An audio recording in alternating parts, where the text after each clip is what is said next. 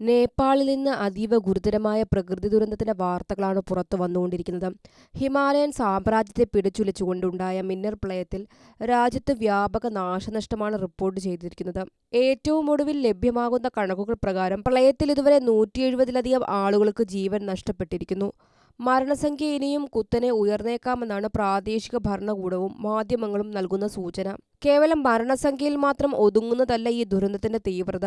800-ലധികം ആളുകളാണ് ഇപ്പോഴും ദുരന്ത മേഖലകളിൽ നിന്ന് കാണാതായിരിക്കുന്നത്. ഇതിൽ നൂറുകണക്കിന് വിദേശ വിനോദസഞ്ചാരികളും ഉൾപ്പെടുന്നു എന്നതാണ് ആശങ്ക ഇരട്ടിയാക്കുന്നത്.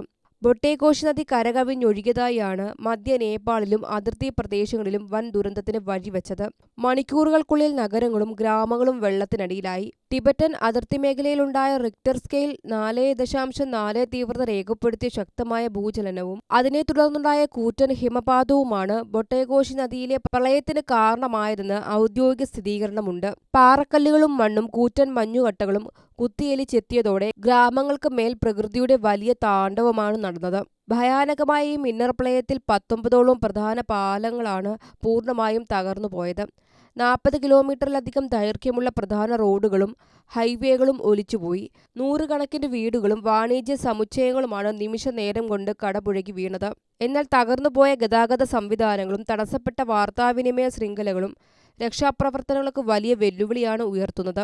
ഹെലികോപ്റ്റർ മാർഗം ദുരന്ത മേഖലകളിൽ കുടുങ്ങിക്കിടക്കുന്നവരെ സുരക്ഷിത സ്ഥാനങ്ങളിലേക്ക് മാറ്റാനുള്ള ശ്രമങ്ങൾ നടക്കുന്നു.